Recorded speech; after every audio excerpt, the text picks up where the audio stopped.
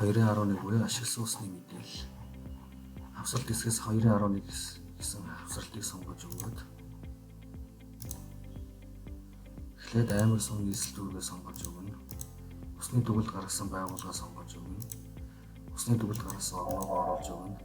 Гэрээнд заасан ашиглах усны хэмжээ метр кубыг оруулж өгнө.